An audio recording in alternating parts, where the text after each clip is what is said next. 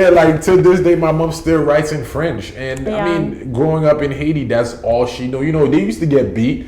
I remember I used to get beat in Haiti when it's a trauma. Right. That's why I don't like speaking French right now, because I was traumatized. I used to get beat for speaking Creole. Yeah. And it's a trauma. You have an entire country filled with people who have a really negative association with something that they feel connected to. And they use natively, every day. That they use every day. Like, I've had my mom, I shouldn't just say just my mom, like many elders in my life, Haitian elders who've, you know, in the middle of speaking Creole will be like, oh, no, Creole la c'est and I'm always like, but c'est en Creole like you're saying what you're saying about Creole in Creole. Right. So it's a weird dissociation that we have, you know. That's true, because I've actually met a girl that told me that she cannot express herself fully in Creole.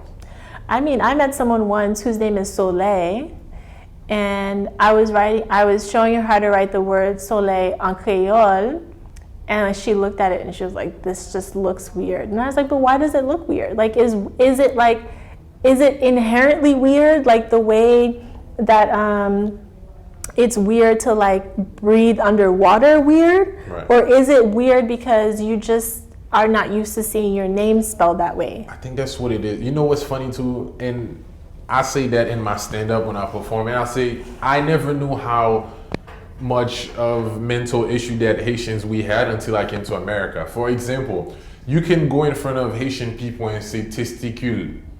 They will have no problem. But if you say testicule in Creole, they will say, oh yeah, boule grain moi. What? They will get so offended. Like, yeah, they will say, like, I just said a cuss word, but I didn't. The same thing I said in French, I translated it in Creole, and now it becomes a bêtise. Yeah, I mean, people make associations with language, and this is why I always say that I am a language advocate and not just a language educator or a language instructor.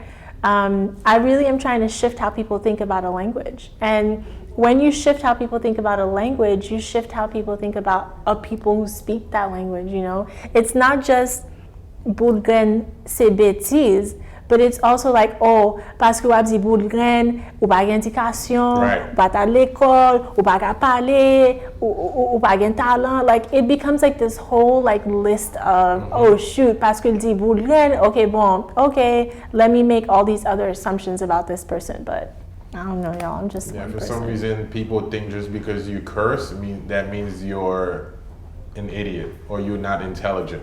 Yeah, but me, I just believe if it's in the dictionary, that means I'm allowed to use it. And I mean, that's how I feel about cuss words. I love it. I don't know. I gotta stay on brand, so I can't. Because, like I said, Haitians, they have that issue. Like, how else do you say gay in Creole? I mean, you know, so now we're in a different kind of territory. So I know where you're going with this. I know where you're going with this. And I've had conversations with people who are in the LGBTQ community on IT. And so I often defer to what do y'all use? So I know gen moun ki utilize masisi, gen moun ki di ma divine, but I also that's gay and lesbian. Gay and lesbian. Right. But I also know that the history of those words is really charged, you know? Like, it's not just like, well, you're saying that someone is same gender loving. It also comes with this long history of like violence behind the word. You know, like the word masisi. Really? Yeah, because I've never heard of Haitians killing masisi. Homophobia is rampant all over the Caribbean. It's rampant, but honestly, I've never, all my years living in Haiti, I've never. There's harm. I mean, there's harm behind the word. You know, there's a history of harm behind the word. So usually what I do is, if I'm talking about same gender loving people on Creole, I'll get really literal with it. And then if I know who my audience is, or if I'm just having like a conversation with someone, you know, I'll defer to them. I'll ask them like, how do you refer to yourself? And that's how I'll refer to you. But that's what I try to do in English too, because the LGBTQIA plus community is so vast and so diverse. You don't know how people self-identify unless you ask them. However, I do agree that those words do mean gay and lesbian en Creole. Right.